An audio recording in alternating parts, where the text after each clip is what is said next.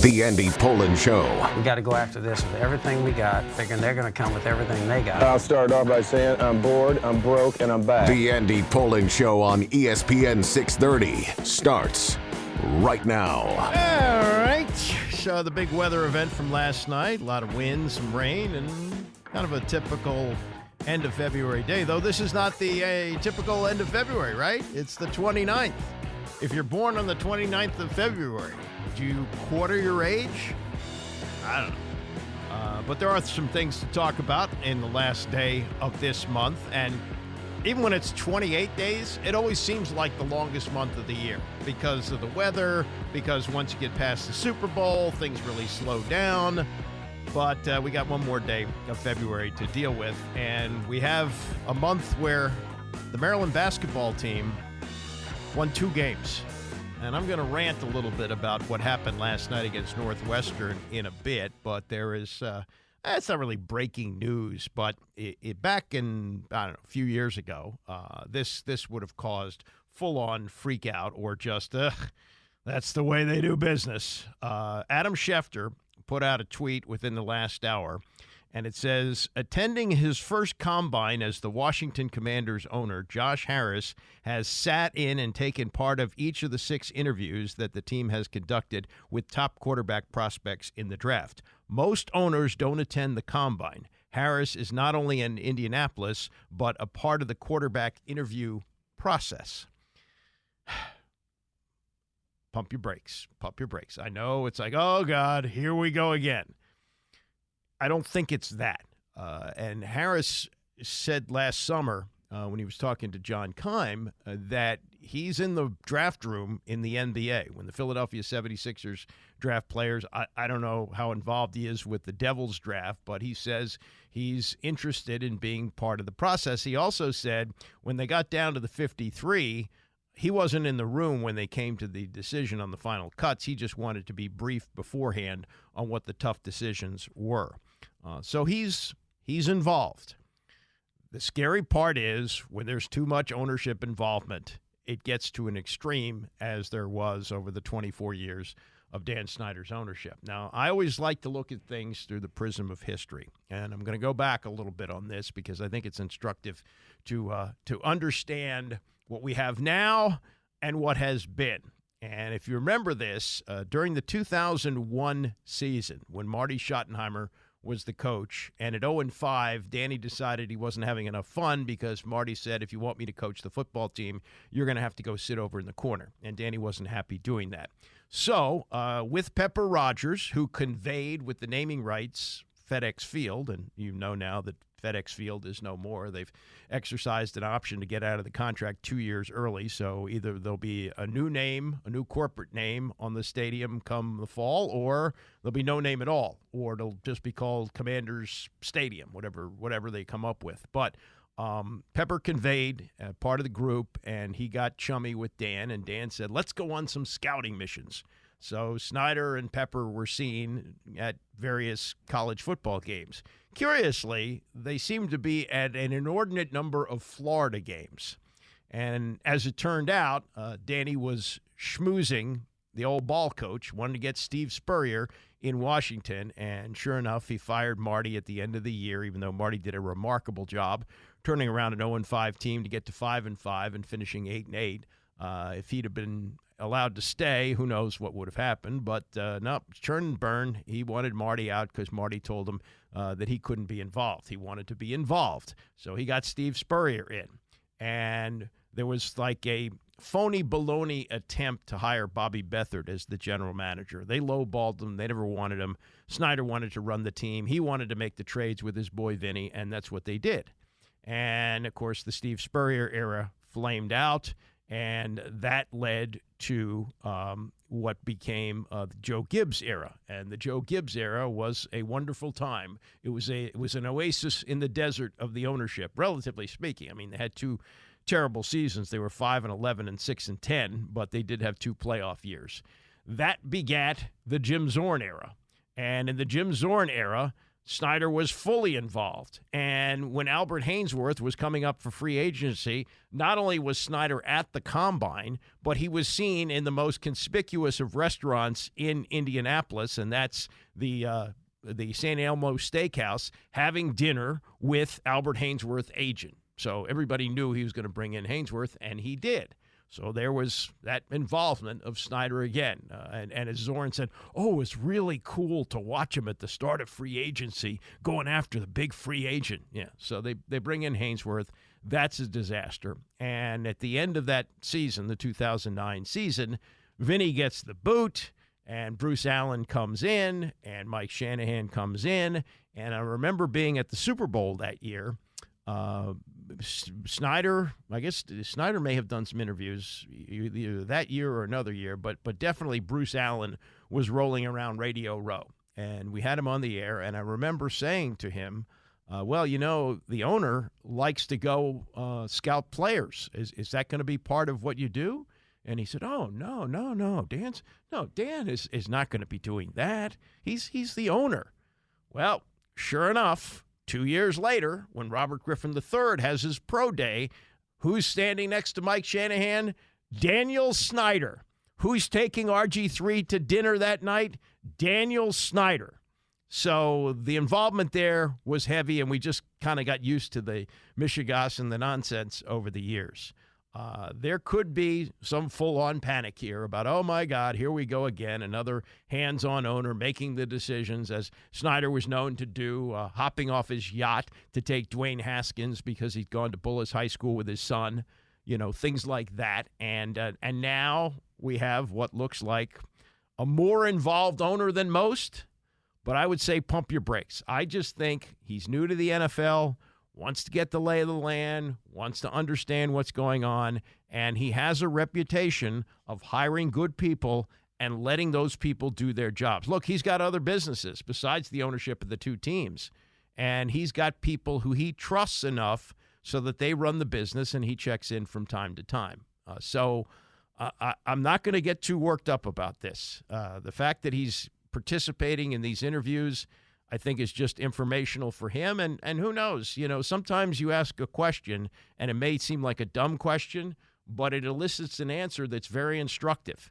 And with the owner being outside the football circles, these guys who he's hired with Dan Quinn and Adam Peters, they've been involved in the NFL their whole lives. That's what they do. That's all they do. Someone from the outside with a little bit of a perspective, if he asks a question, I don't think it's a terrible thing. Now, if the general manager and the coach say, we want to take this quarterback, and the owner says, no, you're going to take that quarterback, then we have a problem.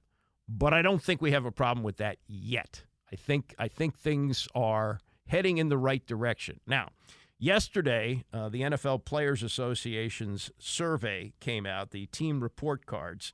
1,706 players, 77% of the membership participating in this, 11 categories: treatment of families, food, cafeteria, dietitian, locker room, training room, strength staff, weight room, the whole Megillah.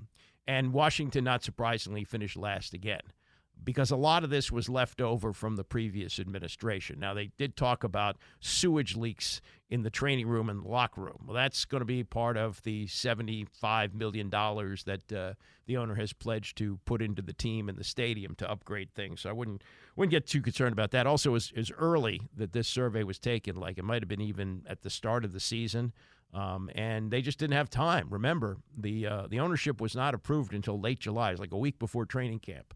So a lot of stuff has been catch-up here. And when they graded the owner, he graded 18, a B, solid B. And, you got to give him more of a honeymoon period. Now, realize this. Washington finished dead last in this survey, as they did last year, and deservedly so under the old owner. But Kansas City, which won the Super Bowl, they finished 31st. And their owner finished dead last because the players want a new stadium. So, yeah. Look, part of this with the family issue, how the families are treated. Remember that Don Van Natta story where one of the wives of a player who sits in a certain section with all the other wives and their kids, they asked Tanya Snyder if they would install a changing station in the bathroom closest to where they sit.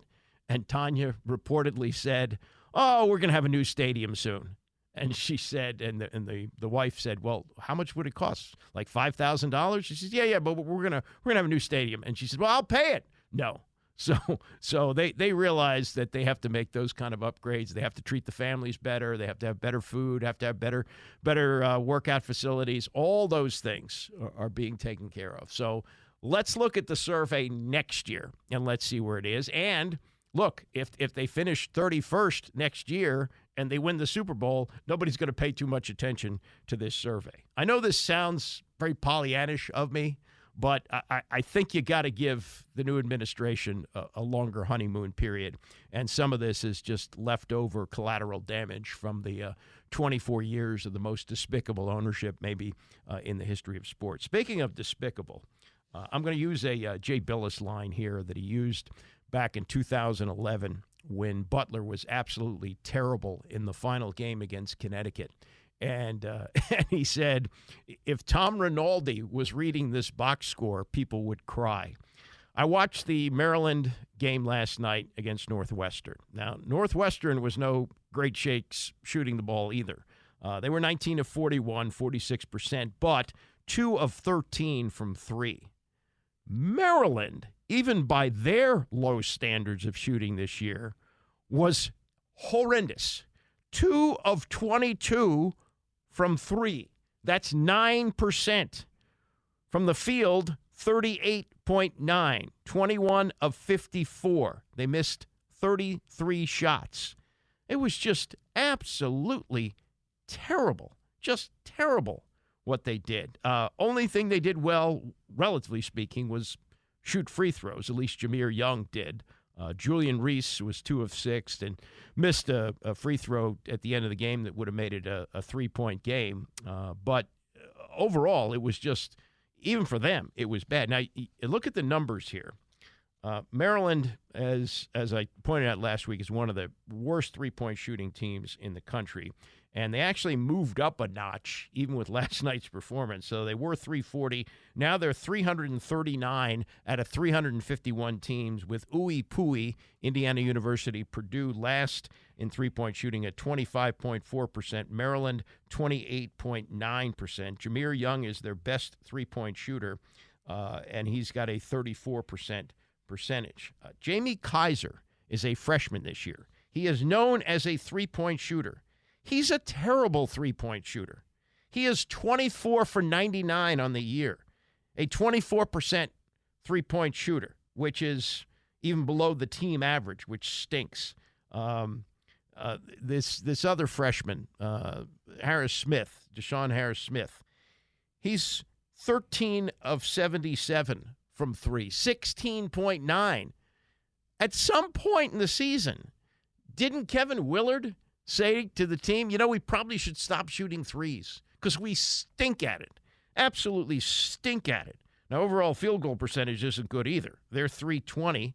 Georgetown is 321 nationally. Maryland shooting just over 41% for the year, which is above last night's 38.9. I mean, it's just amazing. And what has happened to the three-point shot in basketball, there are some who say it's made the game better. It hasn't made the game better for me. And I could really argue it's made the game worse because it's fundamentally changed the way the game is played. It's pretty much eliminated big men because nobody works for a high percentage shot anymore. You just go into the lane and kick it out and hope some guy hits it. But when you see 2 of 22, 20 missed threes by Maryland and 11 missed threes by Northwestern. I mean, what are we doing here? Let's do something else. It's not working. It's not working. One other college basketball story, and we spent a lot of time this week on the court storm and whether they should allow it, get rid of it, what to do about it, how to make the players safer, et cetera, et cetera. We had something the other night that I think it was as ugly or uglier. In fact, it was uglier because there is some joy in the court storm, at least. We had a game between Texas and Texas Tech where there was a flagrant foul which led to unruliness from the fans who didn't leave the stands but were throwing water bottles on the court. This was Tony and Pablo Torre in for Wilbon last night tackling that game. Texas was up 25 in the second half over Texas Tech. And Brock Cunningham of the Longhorns hip checked Darian Williams of the Red Raiders out of bounds. Cunningham was given a flagrant 2. He got ejected. And some Texas Tech fans threw plastic water bottles onto the court, earning a reprimand from head coach Grant McCaslin. So, Tony, you've seen some things. Is your focus on the hip check or the aftermath here? Okay, so my focus, like I think the focus of all rational people, would be on the aftermath. They were throwing things onto the court. They were throwing bottles onto the court. What is this, the Waste Management Open? You can't do this, right? You had justice served. In other words, the guy got a flagrant 2 and was ejected from the game, and you're throwing water bottles on the court. No, that's terrible behavior. If you have video of people throwing water bottles on the court, they should never be allowed into that gym again. And if they're students, they should be sent to the transfer portal. Goodbye. Do this at another school. In the last week, Pablo, we have had court storming and we have had throwing water bottles. This is unacceptable behavior. Somebody can get seriously hurt. You can boo all you want, but you can't throw stuff. And he got ejected, right? The justice they were calling for ostensibly was served, and they did this anyway. And this is just my larger take about college fans at this point in general, because you mentioned the court storming. Can you just be the normal kind of rude? What happened to that? Like, I love it. You mentioned booing. I love it when there's a home court advantage. I love it when fans are terrifying. I disagree with Kurt Schilling about the old Yankee Stadium. I don't believe that Mystique and Aura are just dancers at a nightclub. I believe there's something about a bunch of maniacs getting together and intimidating you, and I love that. And when I see people throwing bottles and storming a court, and here's the key part, hurting someone in the process who's on the opposing team, all you're doing is demanding that the authorities neuter your home court advantage. They're going to say, you can't do any of the fun stuff, the fun, rude stuff. And so I just asked for, just please be normal. Just don't be the kind of insane that gets everybody in trouble.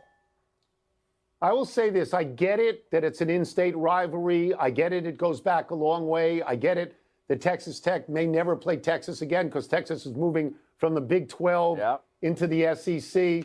But you can't throw stuff. And you know what? And Texas Tech should have been better prepared.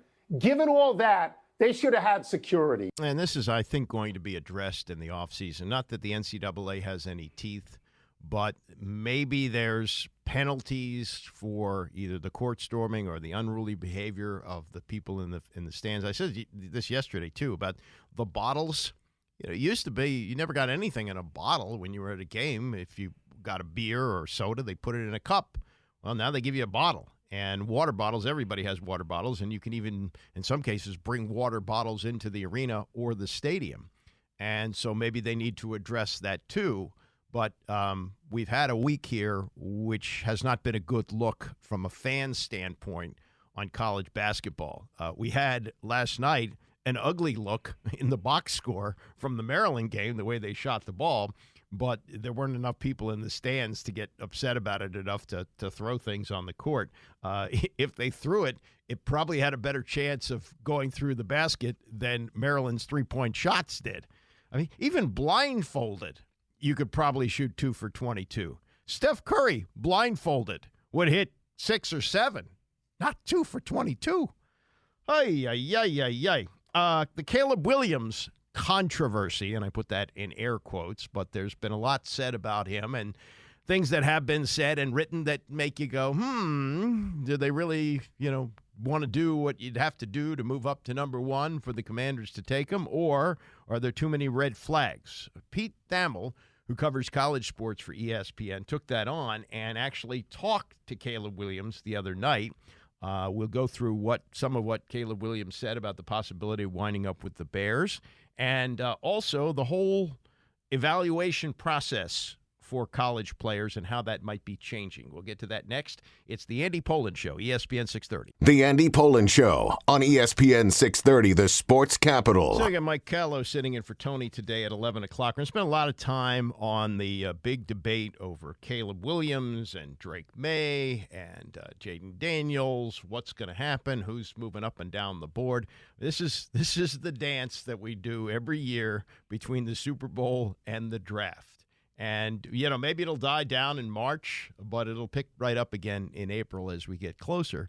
And people think and they rethink, and some of the thinking that will go into who goes number 1, 2, 3, 4, all that stuff is going on at the Combine this week. And the interview process is a big part of it. Dan Quinn, the new coach, made point of saying the other day that that's what he values the most. He says you can watch all the tape you want. Now with HD you get incredible views. It's meeting the person, meeting the player. And there's, I guess, a little bit of a brush fire this morning because in the last hour and a half, Adam Schefter put out a tweet that said that Josh Harris is not only there in Indianapolis, and it's kind of unusual for an owner to be at the Combine, but he's been participating in the interview process with the 6 quarterbacks that they have interviewed so far. Now, Harris says that he participates in the draft room in the NBA, doesn't make the pick, but he wants to know what's going on. I don't think this is that big of a deal. You may say, oh, God, here we go again with Snyder, but I don't think it's that. I just think that he's new to the NFL, is interested in learning. He seems, from everything I've read, I've never met him, but seems to be very curious about things, and he's just downloading information, and he's known for letting his football people make the football decisions. I mean, why would you hire Adam Peters and why would you hire Dan Quinn if you didn't trust them to make the right decisions? You might have some input, but you have to say to the people you hire, look, this is how I'm going to judge you. So it's going to be your decision. This is my thought on it. You may say, well, this is Josh Harris. He never put on a football helmet in his life, and he didn't. But, he's owned teams before. He's dealt with high-profile players in the past, like Joel Embiid, and he just, might have enough experience to give you a little nugget to help you make that decision. At least that's the hope. That's the way you hope it goes. Otherwise, here we go again. You probably heard this, but this is another step forward for the stadium winding up in D.C., and I think that there's, you'd like to think that there's very little chance it's going to wind up anyplace else, but a step towards that. The RFK Campus Revitalization Act passed the House 348 to 55 yesterday, so quite a landslide vote there. And what it means is that the National Park Service lease, which is due to run out in 2038, would be extended for 99 years and would allow district officials to construct a new stadium, public parks, commercial buildings, and mixed-use developments, meaning you could have hotels and restaurants around it because it's just not zoned for that now. You change the language of the lease and you do that. It wouldn't cost the district anything. The city would be responsible for environmental or construction changes, but by and large, this is an independent deal where the stadium is built by team ownership, and the infrastructure is paid for by the federal government because it's on federal land.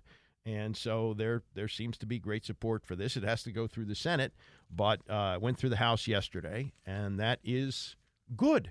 That's good. I don't think even the people in Virginia who may or may not wind up with the Capitals and the Wizards, I don't think they want it there. And if it stays in Maryland, it stays where it is. It's going to be built closer to the Morgan Boulevard metro station. That would be a good thing.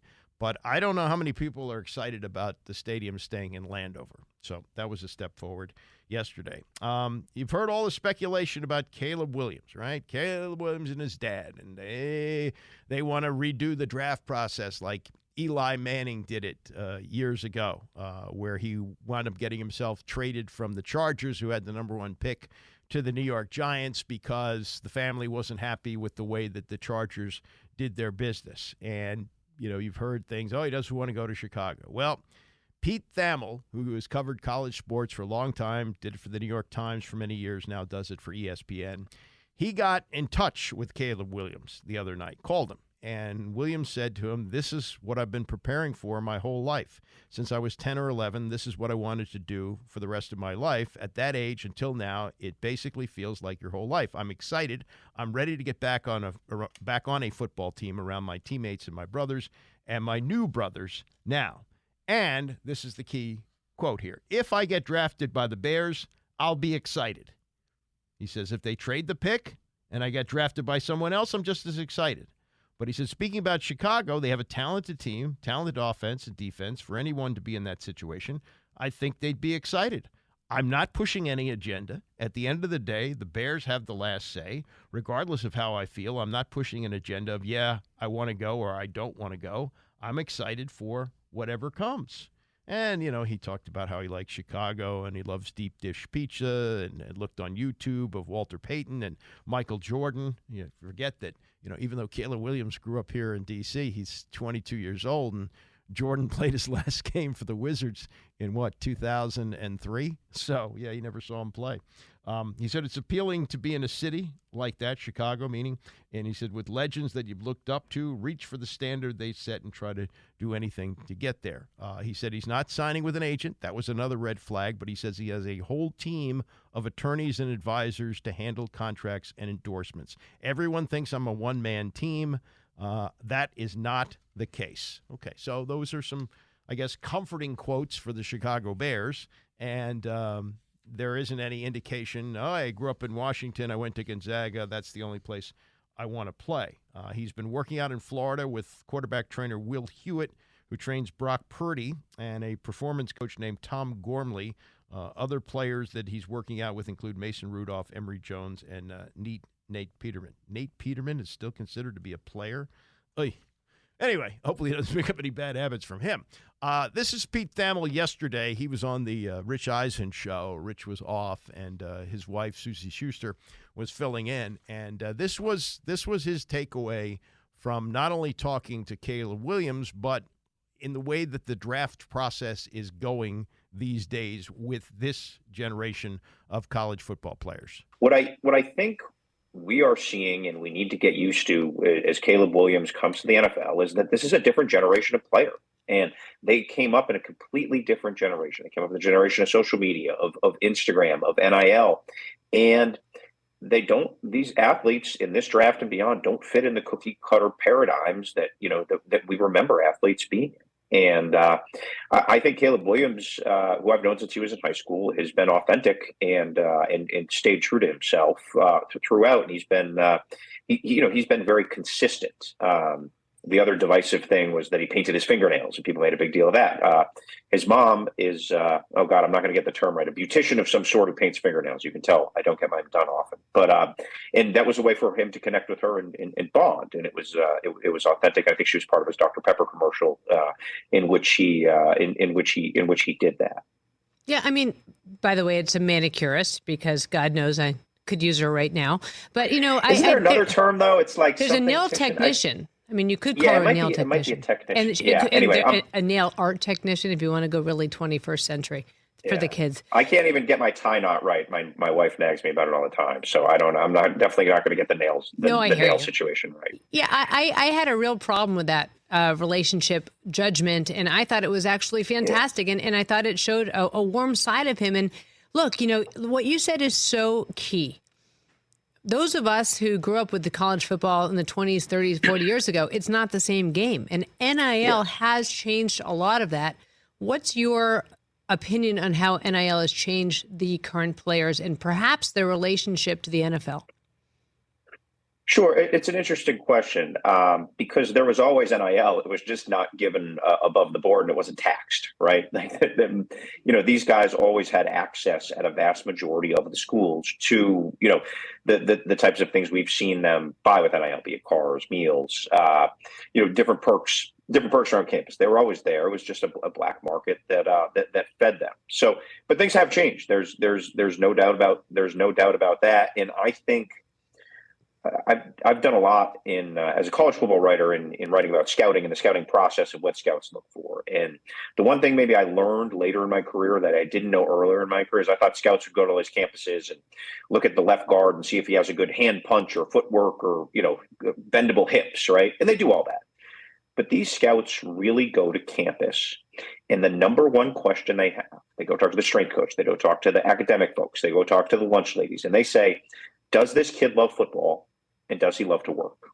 And so because sometimes the goal, it used to be, I'm going to go get the contract and buy my mom a house or buy my mom a car or whatever. Some of those goals are achieved earlier now, and I think it's incumbent on the NFL to figure out, is this changing the player's motivation? So you delved into this in your incredibly well-written article on Caleb Williams, but what do you think the prevailing thought is on Caleb without really knowing him? So I would say this, at both of his schools, and when he was in high school at Gonzaga, but at USC and Oklahoma, Caleb Williams was well-liked in his locker room. Caleb Williams was the hardest worker. I remember talking to a source at USC a month after he got there, and the person said to me, Caleb Williams is just one of the most fantastic college football players I've ever been around, period. Like it was not, hey, we'll see. It was like immediately he went in. And remember, they had, Lincoln Riley called it like the most unique roster in the history of USC. I mean, they had an entirely new team come in because remember, the collision of NIL and the portal when Caleb arrived there from Oklahoma. He was a linchpin leader, and he was well respected. And ultimately, when the NFL is making the calculus of what's this guy going to be like? And again, with the quarterback now, it's like, what's he going to be like in community? What's he going to be like in front of the media every week, et cetera? He was, he was beyond beloved at USC within that locker room and within his teammates. So what do you think is the most interesting and unknown question about him that's still out there?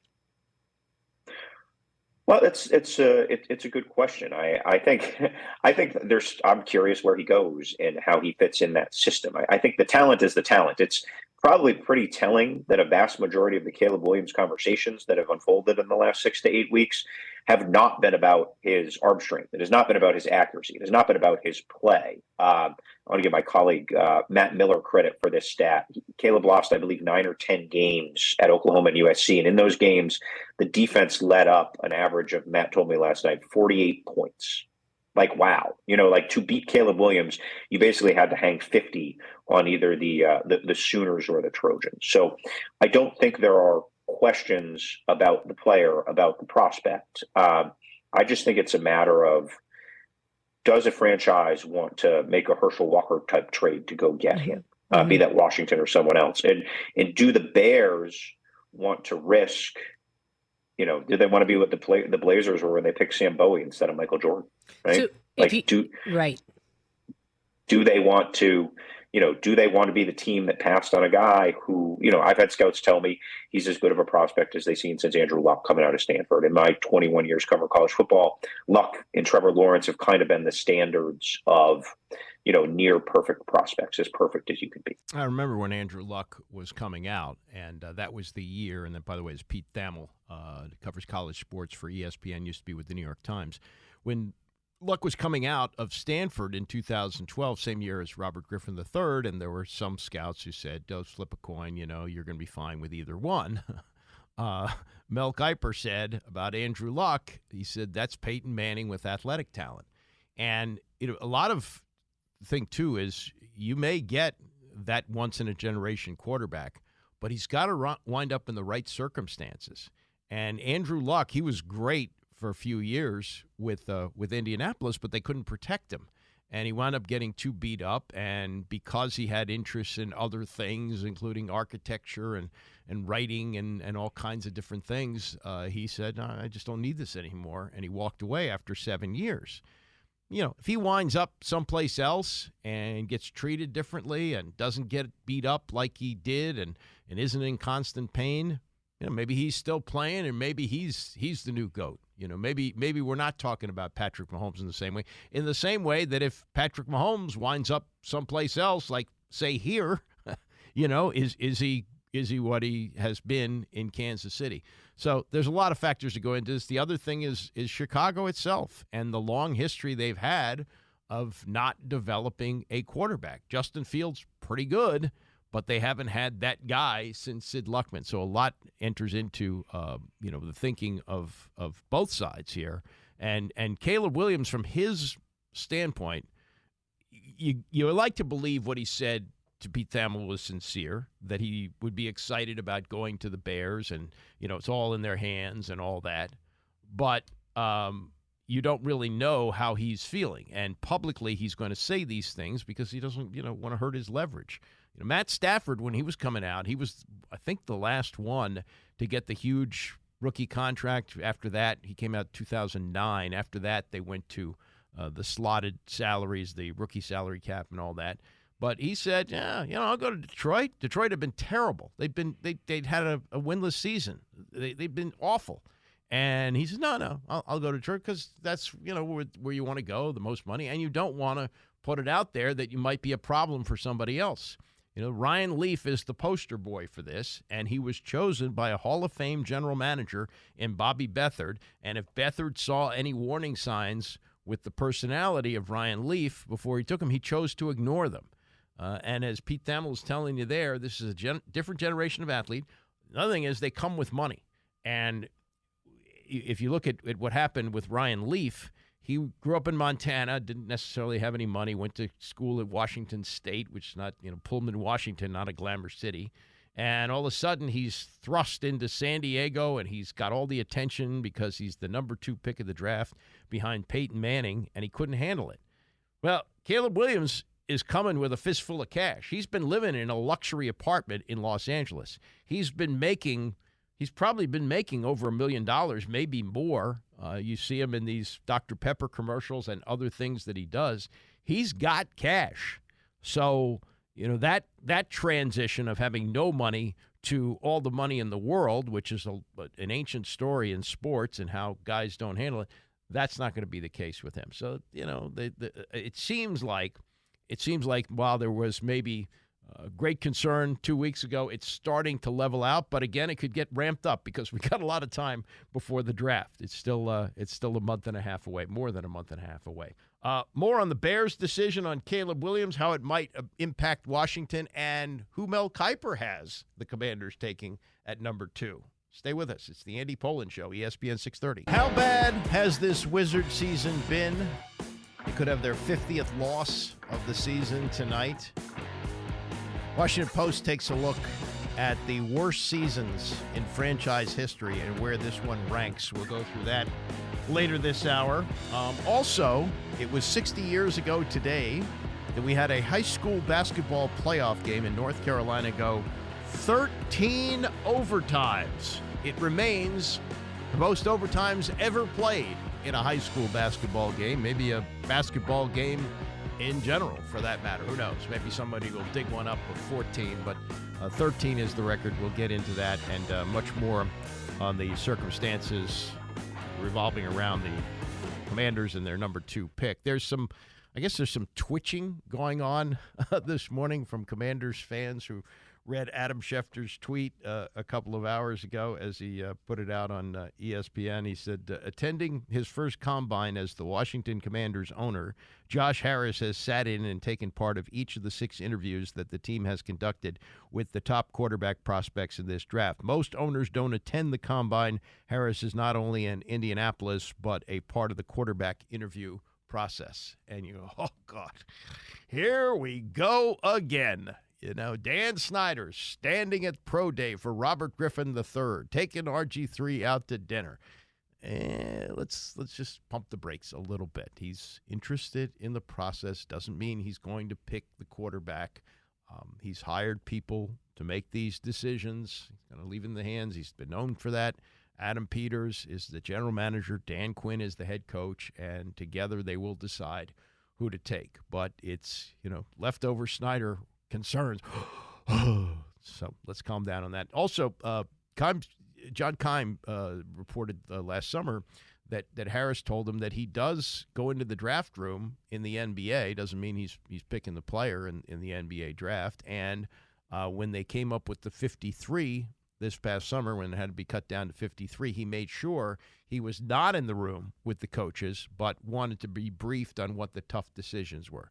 So he's staying in the loop. I think that good CEOs and owners do that. If we start to see evidence like what we saw with Snyder, where he would hop off his yacht and order them to take Dwayne Haskins because he went to high school with Snyder's kid, then we got problems. But I think it's way too early to get worked up about that. I think that's just a good CEO crossing the T's, dotting the I's, making sure that he's in on everything that's going on. But I think if I were he, and I think he does business this way, he's going to judge the people that he hired on what they do, and he's going to leave it up to them. It's your hide, he'll say to Adam Peters, on the quarterback here.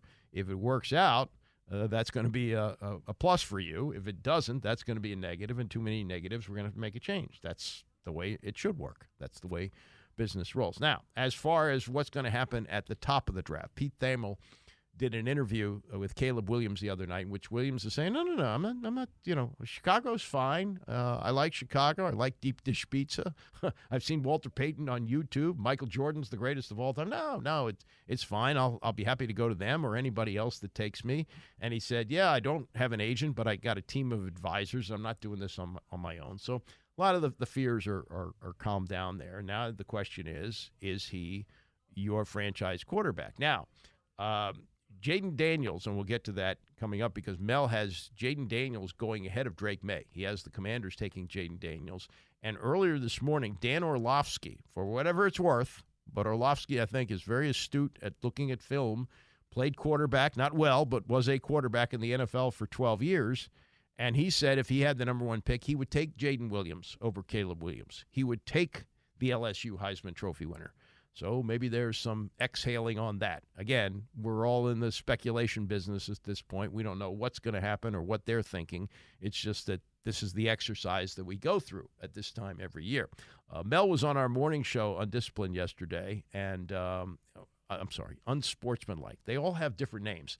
Undisciplined, Undisputed. Unsportsmanlike is our morning show that you hear every morning here on ESPN 630.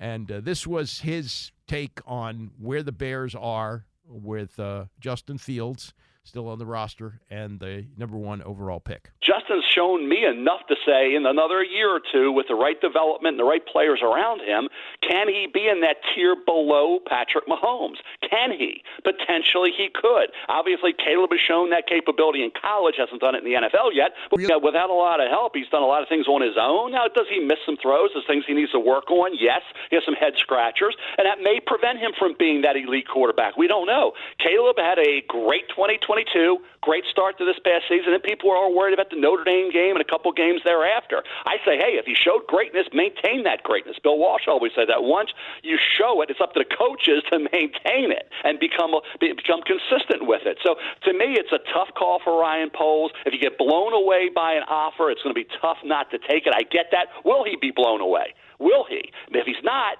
then obviously you sit there and say, I'm taking Caleb Williams, because if it's a push, in my mind, guys, if it's a push, you draft Caleb Williams, you reset the clock, and you trade Justin Fields, get a 2 and a 4, recoup the 2 you lost from Montez Sweat, which was a great trade for Ryan Poles, and you move forward. So if you get blown away by an offer, then I think you got to listen to it. Yeah, so that's Mel's take, and he's got on his big board Caleb Williams going number 1 to the Chicago Bears.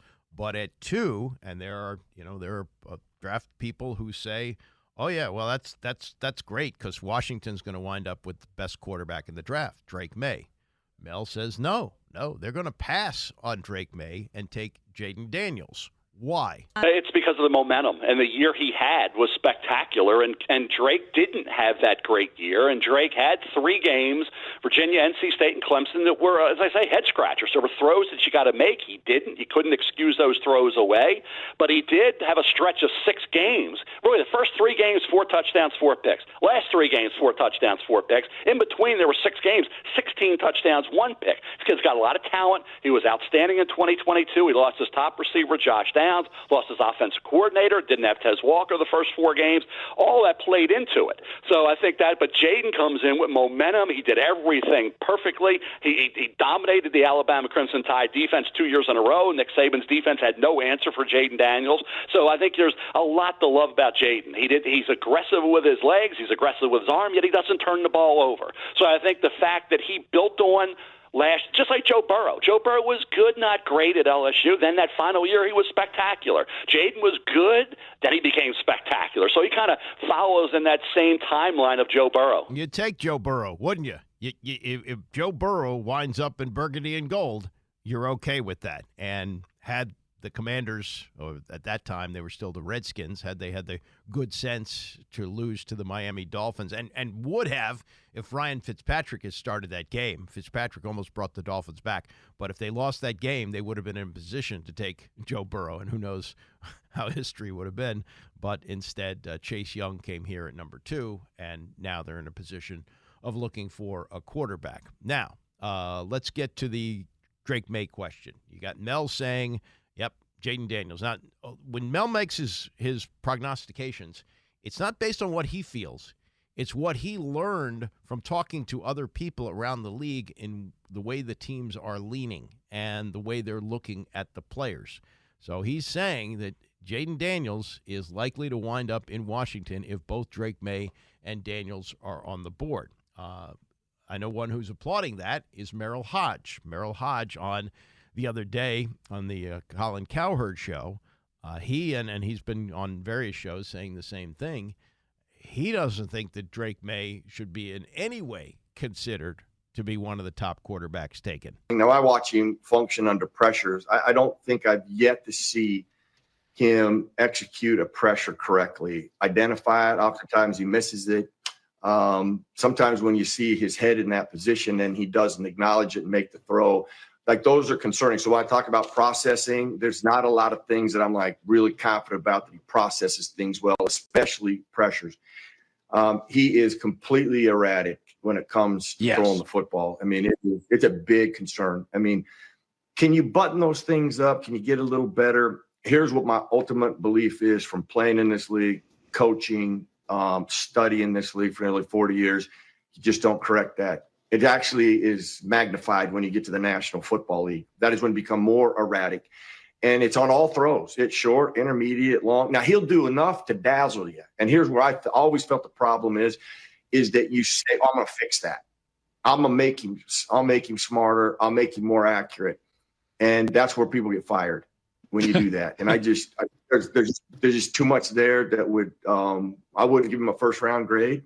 I wouldn't take him in the first round. And if I did, then I would be very concerned of, how long I'm going to be around as a coach or a GM. That's Merrill Hodge's view after looking at the tape. And I do respect his opinion. And he was all over Johnny Manziel a decade ago when he said, and never mind the off-the-field stuff, which was only rumored at that point. He said, just watch him play football. He's not an NFL quarterback. He's just not. And wouldn't take him in the first round. Cleveland took him in the first round. Now he's looking at Drake May. Now, Drake May, from the listening to the experts, including Tim Hasselbeck, who says he's far and away the best quarterback in this draft, to all the way down to Merrill Hodge saying, oh, no, he's not even a first-rounder. This is Louis Riddick and Mel yesterday on the Get Up show reacting to what Merrill Hodge said. As far as where he's going to get ultimately drafted, I mean, that's just not going to happen. He's not going to get out of the first round, and as Mel's alluding to, he's probably not going to get out of the top 10, the top 5. Some of the things though that Merrill Hodge sees, I see some of the same things. Quite honestly, I see off-target throws that are not caused by pressure, that are not caused by tight windows. I just see misses. I do see an elongated throw in motion. It is not the same as Caleb. It is not the same as Jayden. I don't see the same kind of creativity. I don't see the same kind of outside the pocket explosiveness outside of structure that I see with those two. I do see a gap between Caleb, Jayden, and Drake May. I see some of those same things. Now, ultimately, where he ends up being drafted is going to be much different than what Merrill is saying. What his career ends up being, I think it's going to be very much so. I think with him, he's one of those guys who needs, when we're talking about quarterbacks, all need to go to great situations and be in great systems to be utilized, to their strengths and kind of have their weaknesses hidden. I think without a doubt that Drake's development is going to be front and center as far as some of the things that Merle is talking about that he has from a deficiency standpoint, because he cannot create. He cannot lift and create and do things on his own the same way Jaden and Caleb can. He just can't. I don't care you can just watch the tape and see that. He's not the same guy as those two, and that's why he is third behind those two. Mel, how about, but it's one thing to be third. It's another thing to be questioned as significantly as Merrill is questioning him. What did you think of it, Mel? Well, I know people that hated Josh Allen, didn't think he was ever going to be an NFL quarterback. There were people that didn't like Lamar Jackson, thought he got to shift to another position. There were people that talked about Patrick Mahomes coming out of the Bologna system, that he wasn't going to be able to translate to the NFL. Joe Burrow was surrounded by great talent at LSU. Yeah, he wasn't the guy. He can't carry a team. He had all that talent around him. So I think for Drake May, you're gonna hear criticism. It's not who you are, it's who you will be. Mm-hmm. And for Drake May, he had a new coordinator. He didn't have Josh Downs, who had 94 catches 2 years ago. And he did, as Lewis said, and as when you watch the tape, and I watched those 3 games, there were throws in those games where you got to make them. There was no excuse. He had time. The receiver was there. The ball was inaccurately thrown. There were some layups he missed. Some of his swing passes that were not allowing the receiver to do the maximum with the football after the catch, because he had to adjust to a poorly thrown ball, an inaccurate ball, not a precise ball. So for Drake, yes, he has to obviously develop more consistency in terms of accuracy and precise passing. But he showed in 2022 he could do that. This year, for whatever reason, there were those head-scratching performances, those head-scratching throws. So I saw it, though, in 2022. He could be really, really good. He could be great. This year, he fell back just a bit. I think you can recapture that greatness. We'll see. That's 2 quarterbacks, though, back-to-back at North Carolina, who in their last year raised some questions, because Sam Howell, after his not first year, where they're talking about May, but his second year, he would have been a first-round pick, but wasn't eligible to come out for the NFL draft because he'd only completed his sophomore year. Junior year fell off, 5th-round pick.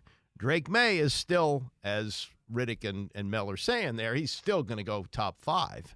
But now there are more questions about him than maybe there would have been had he turned in a sophomore year like his freshman year, or I guess junior year, right? Yeah, junior year, because he was not redshirted his first year at North Carolina, but didn't play behind Sam Howell. So the first year that he was a starter, he looked better than the second year. But things are going to change, opinions are going to change. You're going to hear different things about the players. They do a deep dive into their personality and everything. This is all part of the big dance that goes on at this time every year. But at some point, we will know where these 3 quarterbacks are going to go. And it does appear that Caleb Williams will go number 1, whether the Bears keep the pick or trade the pick. It appears that they're going to keep the pick, because really it's a no-win, no-loss situation if they take him. If they take him and he doesn't work out, well, the narrative is you had to take him. He was considered the best. You didn't really have an alternative to think outside the box. If you trade the pick and he develops into the next Mahomes someplace else, then you really blew it by not keeping him. So I think that's what's going to happen. Then you get to 2 and 3, and Jaden Daniels and Drake May. And, one of the things that Mel said there, too, about Drake May is, and this used to happen more so back in the day where you had college basketball players staying 3 and 4 years, that the longer they stayed, the more teams had in the NBA to see the warts, and they would drop down the draft board. And so now with football players, it may be the same thing. And now that they have to stay for 3 years, it may not always be a good thing. In the case of Jaden Daniels, he stayed for 5 years. He played 5 years of college football. Remember, he started his career at Arizona State, then went to LSU. And so he's been at it for a long time, less time to see the warts. He's thin. That would be a scary thing. But, boy, when he takes off with the football, he's also a very scary player to watch. I was interested the other day. In fact, I got a minute now. Let me play this. It's a long answer. But when we talk about these 3 quarterbacks and what possibility we'd have of one of them lining up here, This was a very long answer from Dan Quinn as he analyzed what he's looking for in a quarterback as he spoke at the Combine this week. Number one, you better be really tough, mentally, physically tough, because there's going to be times when the person is open. On the physical toughness, you got to stay in there to deliver it, into the right spot. I think you have to have the mental toughness to withstand all that's going on and keep your focus right here on the team, right with the group that you're with. As far as like a performance side, I think you better show accuracy on the deep ball, because when those moments for explosive plays are there's a single high coverage, there's a man-to-man, it's an all-out blitz, and you nail those moments, that's where the explosive plays are driven. So you certainly want to look for a quarterback who can get out of a bad play. In our NFL, it doesn't just all time up evenly. I think if you guys look at the stats, we had more mobile scrambling quarterbacks this year than maybe at any time over the last 20 years. And so a lot of that is when a play breaks down, they can go create and get on the move to go. And so how do you speed up when a blitz is coming and it's not there yet and you buy time to let that happen? Those are traits that are hard to measure. They're not accuracy. How do you get out of a bad play? There's not a metric for that. How do you speed up a throw that the blitz is coming? It's not quite there yet, but you have to get rid of it early because you're about to get drilled. Those are things that you look for. And so that's why at that position, the tape, you have to find that. You have to get out of bad plays. You got to be able to speed up. You got to show that kind of toughness. And there's all sorts of ways to look at it. I can certainly remember during my time in Atlanta inviting Ron Wolf down to training camp just so I could spend 2 days with him evaluating quarterbacks that were in that year's draft. What did you see and what did it look like? And I can remember we were watching one player and there was an interception and he had said, wind that back. And I was thinking he was thinking about the interception. No, you can let it run now. And it was to see how hard was the player going after that had the interception. So he wasn't looking at the mechanic of the throw. He was studying the person and the competitiveness of stuff. So I think there's a lot of details that go into that position. We'd probably have a really long press conference on it, but it's also what makes my job and Adam's job really fun, to make sure you're finding somebody with rare, unique stuff and then develop it over and over and over. That's Dan Quinn, the new Commanders coach. And listening to that again, the last part about chasing down an interception, I don't know about that. You get hurt on that. But the first part where he's talking about getting out of a bad play, speeding things up, sounds to me like Sam Howell has no future here. The most sacked quarterback in the league this year. Now, maybe they changed things up, the way he does things. Maybe the offense wasn't a good fit for him with Eric Bieniemy. But if you're looking for somebody who can make something happen, extend plays, if you watch Jaden Daniels this year, he does that. Not that Drake May is slow, but it's not just the mental, but also the physical, the way to be able to extend, and Jaden Daniels can do that and take off and run when you have to run. You don't want to run all the time because you get hurt in the NFL. You get hurt more than you do in college, but that's what he's looking for. And when Mel says that he believes that Jaden Daniels will go number 2 to Washington, Drake May would go number 3 to New England, maybe some of that thinking is involved in that. Tony's off today. Mike Callow coming up next. I will see you back here tomorrow morning at 9 a.m.